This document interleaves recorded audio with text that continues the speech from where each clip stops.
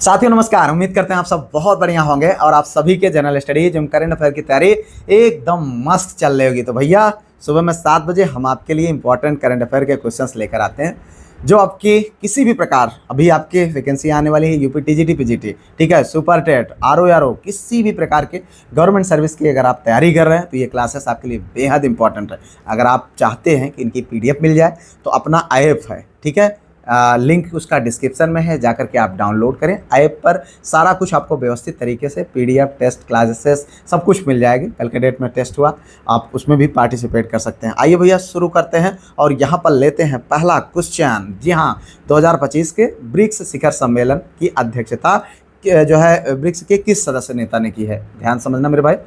अब मैं आपको बार बार यही कहता हूं कि यार क्वेश्चन बहुत इंपॉर्टेंट है। इनमें आपको हम सेलेक्टिव क्वेश्चंस देते हैं, पिछले एक साल के जो इंपॉर्टेंट क्वेश्चन हैं जो आपके एग्जाम में पूछे जा सकते हैं उन्हीं को हम यहां पर आपको प्रोवाइड करते हैं। जिसमें देखिए 2025 के ब्रिक्स शिखर सम्मेलन की अध्यक्षता ब्रिक्स के किस सदस्य नेता ने की थी? तो ये है which BRICS member leader chair the BRICS summit 2025। तो Cyril Ramaphosa, Luiz Inacio Lula da Silva, एक भी का नाम है, ठीक है, व्लादिमीर पुतिन, सी जिनपिंग। तो आपको आंसर करना भैया। तो इसमें देखिए जो सही विकल्प है मित्र वो है लुइज इनासियो लूला दा सिल्वा। ये ब्राज़ील के राष्ट्रपति हैं, ठीक है। चूँकि आप जानते हैं 2025 में जो ब्रिक्स शिखर सम्मेलन हुआ था उसकी अध्यक्षता ब्राज़ील ने की थी, ठीक है। और अगर अब हम यहाँ पर बात करते हैं ब्रिक्स की, तो ब्रिक्स की शुरुआत भैया ब्रिक्स से हुई थी, ठीक है, BRIC से हुई थी। बात कब हुई थी? 2009 में हुई थी, ठीक है, 2009 में हुई थी। बाद में यस यानी साउथ जो है अफ्रीका जुड़ गया, ठीक है, इसमें 2010 में, ठीक है, 2010 में जुड़ गया। तो कुल मिलाकर के बन गया क्या? ब्रिक्स बन गया, ठीक है। तो यहाँ पर ये कुल मिलाकर के 5 देशों का एक समूह, ठीक है। तो ये आप इतना इस संबंध में जानते रहें। अब 17वां ब्रिक्स शिखर सम्मेलन की अगर हम बात करें, इसमें भारत भी शामिल है भाई, ध्यान रखना। 17वां जो है ब्रिक्स शिखर सम्मेलन की बात करें तो 6 से 7 जुलाई 2025 में, कब? 6 से 7 जुलाई 2025 में, ठीक है, जो है हुआ था, जो रियो डी जेनेरियो जो ब्राज़ील में है उसी वहाँ पर ये जो है हुआ था, रियो डी जेनेरियो ब्राज़ील में। आगे बढ़ते हैं भैया। अगला क्वेश्चन देखो यहाँ पर, इंडिया AI इम्पैक्ट शिखर सम्मेलन 2026। जी हाँ, मानव केंद्रित दृष्टिकोण को क्या MANV मानव, ठीक है, मानव दृष्टिकोण को संक्षिप्ताक्षर यानी इसका जो फुल फॉर्म है उसको समाहित किया गया है। इसमें जो अक्षर N है इसका फुल फॉर्म आपको बताना। और आपको बता दें ये क्वेश्चन आपके एग्जाम में अभी रिसेंट के हुए एग्जाम में पूछा गया है, ठीक है। तो यहाँ पर आपको देखिए ये 4 विकल्प है, इनमें से आपका एक फुल फॉर्म ये N वाला कौन सही है उसी को आपको बताना है। तो national network, new normal, national sovereignty और न्यूट्रल नेशन। तो इसमें जो सही विकल्प है मित्र वो है आपका जो है नेशनल सॉवरेनिटी, ठीक है। तो ये आपका सही विकल्प है। अब इसको ध्यान से समझना मेरे भाई। यहाँ पर इंडियन AI इम्पैक्ट 2026 के संदर्भ में अगर हम बात करें तो मानव यानी MANAV, ठीक है, मानव, ठीक है, मानव को जो है मानव केंद्रित और जिम्मेदार AI के दृष्टिकोण से जोड़ा गया है। मानव का पूरा नाम जो है फुल फॉर्म की अगर हम बात करें तो M से मतलब है भैया, M से मतलब है आपका जो है मोरल एंड इथिकल सिस्टम, ठीक है।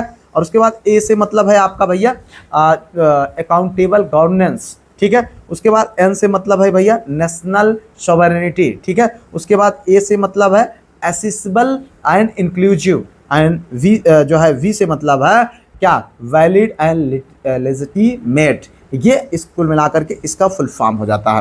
तो ये इस तरीके का क्वेश्चन आपसे पूछ लिया है, इसलिए आप इसको तैयार रहना भाई, ठीक है। अब आप जानते हैं AI का मतलब होता है आर्टिफिशियल इंटेलिजेंस यानी कृत्रिम बुद्धिमत्ता, ठीक है, जो ऐसी तकनीक है जिसके माध्यम से मशीनें सीखने, विश्लेषण करने और निर्णय लेने जैसे समस्या समाधान जैसे कार्य कर सकती हैं, ठीक है।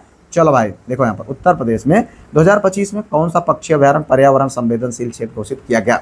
ठीक है, समसपुर पक्षी अभ्यारण्य, पार्वती अर्गा पक्षी अभ्यारण्य, लाख बहोसी पक्षी अभ्यारण्य, नवाबगंज पक्षी अभ्यारण्य, ठीक है। इसका आपको बताना है इसका आंसर है भैया पार्वती अर्गा पक्षी अभ्यारण्य, ठीक है। पार्वती अर्गा पक्षी अभ्यारण्य की बात करें तो यह उत्तर प्रदेश के कहाँ है? गोंडा जिले में है भैया, गोंडा, ठीक है, गोंडा जिले में स्थित है। यह प्रवासी तथा स्थानीय पक्षियों के लिए महत्वपूर्ण आर्द्र भूमि क्षेत्र है, यानी नम क्षेत्र है, नम भूमि, ठीक है, रामसर साइड। वर्ष 2025 में इसे जो है इको सेंसिटिव जोन यानी ESZ, क्या है ESZ, इको सेंसिटिव जोन घोषित किया गया, जिसका उद्देश्य अभ्यारण्य के आसपास की पर्यावरणीय रूप से संवेदनशील गतिविधियों को नियंत्रित करना और प्राकृतिक परिस्थिति की रक्षा करना है। ठीक है, अब बात करें हम पार्वती अर्गा क्षेत्र को, दो प्रमुख ऑक्सबो लेक यानी पार्वती और अर्गा, ठीक है, से संबंधित है। इसका नाम पार्वती और अर्गा इसी वजह से पड़ा है। यह क्षेत्र 2019 में रामसर साइट के रूप में अंतर्राष्ट्रीय महत्व की आर्द्रभूमि सूची में शामिल हुआ है भैया। ठीक है, चलो, उत्तर प्रदेश के निम्नलिखित में व्यक्तियों में से किसे चिकित्सा के क्षेत्र में पद्मश्री 2025 से सम्मानित किया गया? क्वेश्चन आपके एग्जाम में पूछा जा चुका भैया, रिसेंट के एग्जाम में, इसीलिए मैं यहाँ पर इस क्वेश्चन को शामिल कर रहा हूँ। Which of the following person from Uttar Pradesh was awarded the Padma Shri 2025 in the field of medicine? और मैं आपको बता दूं कि अब आपके हर करंट अफेयर की क्लास में कम से कम 2 से 3 क्वेश्चन आपके यूपी स्पेशल के पूछे जाएंगे भाई, इसलिए आप समझिए हम आपके लिए एकदम से कटिबद्ध हैं। आप बिल्कुल बिंदास रहिए, बस आप जुड़ करके लगातार मेहनत करते रहिए। अभी तक आप ज्वाइन नहीं किए तो तुरंत ज्वाइन करके और अपनी पढ़ाई करिए, सारे PDF टेस्ट क्विज़ में आप पार्टिसिपेट करिए।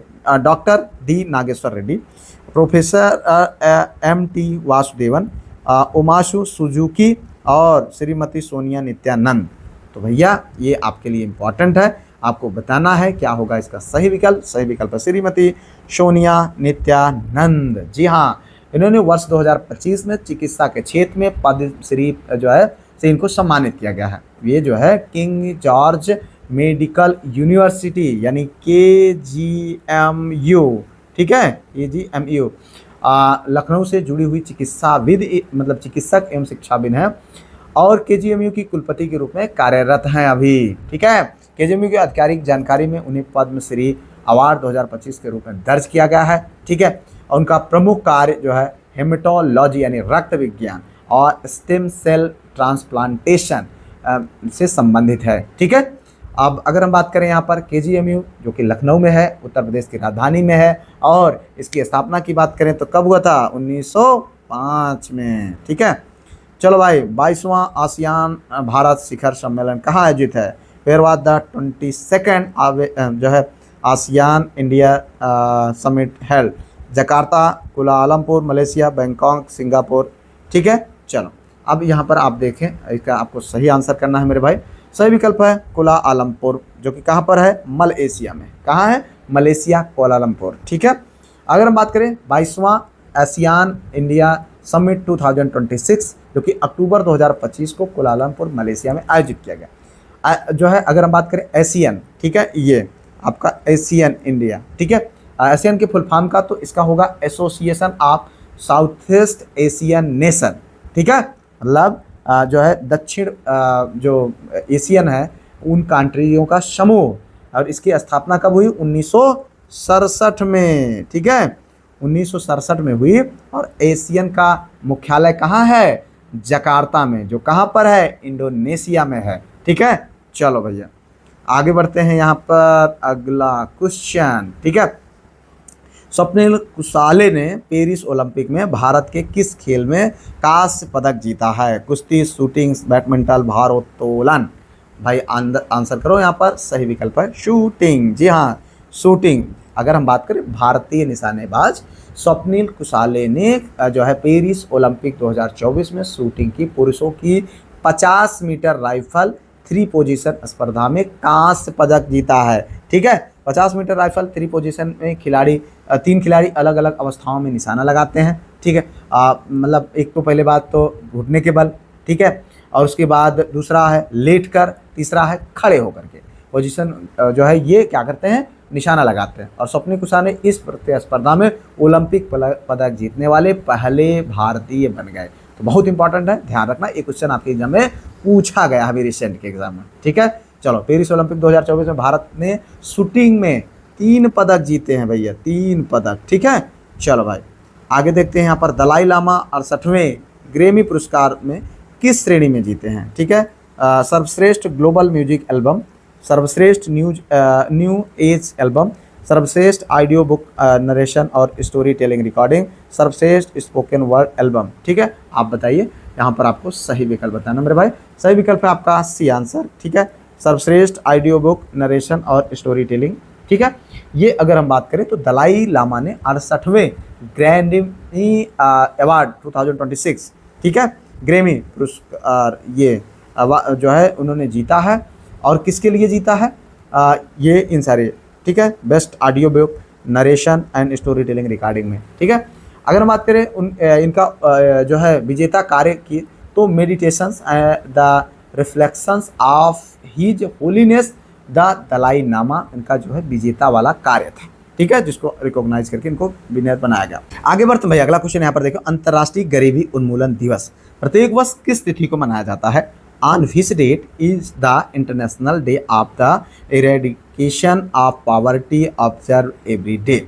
देखिए यहाँ पर 15 सितंबर, 17 अक्टूबर, 2 अक्टूबर और 14 नवंबर। तो यहाँ पर भाई देखें जो सही विकल्प है वो है आपका 17 अक्टूबर। क्या पूछ रहा? अंतर्राष्ट्रीय गरीबी उन्मूलन दिवस। ये बहुत इंपॉर्टेंट है और ये क्वेश्चन आपके एग्जाम में पूछा गया हुआ है। ठीक है, सेलेक्टेड क्वेश्चन है। अंतर्राष्ट्रीय गरीबी उन्मूलन दिवस प्रत्येक वर्ष 17 अक्टूबर को मनाया जाता है और संयुक्त राष्ट्र महासभा ने इस डेट को 22 दिसंबर 1992 को, कब? 22 दिसंबर 1992 को जो है उसी के माध्यम से 17 अक्टूबर को इस दिवस को घोषित किया गया है, इसी डेट को। अगर हम बात करें इस दिवस की ऐतिहासिक पृष्ठभूमि को, तो 17 अक्टूबर 1987 में से जुड़ी है। और जबकि उस दिन क्या हुआ था, जब पेरिस के एक राज्य है, क्या नाम है, ट्रोकाडेरो में अत्यधिक जो गरीबी, हिंसा, भुखमरी से पीड़ित जो लोग थे, उनकी सम्मान में जो है बड़ी संख्या में लोग एकत्रित हुए और इस दिन को ऐतिहासिक बनाने के लिए क्या किया गया? अंतर्राष्ट्रीय गरीबी उन्मूलन दिवस इसी दिन से मनाया जाने लगा। यह दिवस गरीबी को और अभाव को समाप्त करने तथा गरीबी में रहने वाले लोगों की आवाज़ और अधिकारों के महत्व के लिए मनाया जाता है। ठीक है, आगे देखो भाई, अगला क्वेश्चन यहाँ पर, भारत में राष्ट्रीय पोषण सप्ताह प्रतिवर्ष किस सप्ताह में मनाया जाता है? अक्टूबर पहला, ठीक है, first week of October, first week of September, अगस्त का पहला सप्ताह, मार्च का दूसरा सप्ताह। तो बताओ भाई क्या पूछ रहा? भारत में राष्ट्रीय पोषण सप्ताह प्रतिवर्ष किस माह, मतलब किस सप्ताह में मनाया जाता है? तो यहाँ पर देखिए जो सही विकल्प है वो है सितंबर का पहला सप्ताह, फर्स्ट वीक ऑफ सितंबर। यहाँ पर भारत में नेशनल न्यूट्रिशन वीक प्रत्येक वर्ष से 1 से 7 सितंबर के बीच में मनाया जाता है। ठीक है, आने वाला है। भारत में नेशनल न्यूट्रिशन वीक की शुरुआत की अगर हम बात करें तो कब? 1982 में। ये क्वेश्चन आपके एग्जाम में पूछा गया, फूड एंड न्यूट्रिशन बोर्ड द्वारा की गई। इसका उद्देश्य लोगों में पोषण, स्वास्थ्य और संतुलित आहार के प्रति जागरूकता बढ़ाना और भारतीय संविधान के अनुच्छेद 47 में, क्या अनुच्छेद 47 में राज्य के कर्तव्यों में पोषण के स्तर और जीवन स्तर को ऊपर उठाना तथा सार्वजनिक स्वास्थ्य में सुधार करना इसका प्रमुख उद्देश्य, ठीक है, शामिल किया गया। 2026 में ऑस्ट्रेलियन ओपन पुरुष एकल टेनिस खिताब किसने जीता? Who own the Australian open 2026 men's single tennis title? Novak जोकोविच, जॉनिक सिनर, कार्लोस अल्कराज, डेनिल जो है मेदवेदेव। ये भैया इंपॉर्टेंट है, नाम है, आप इनको ध्यान रखें। सही विकल्प है कार्लोस अल्काराज। जी हाँ भैया, स्पेन के कार्लोस अल्काराज ने 2026 का ऑस्ट्रेलियन ओपन मेंस सिंगल खिताब जीता।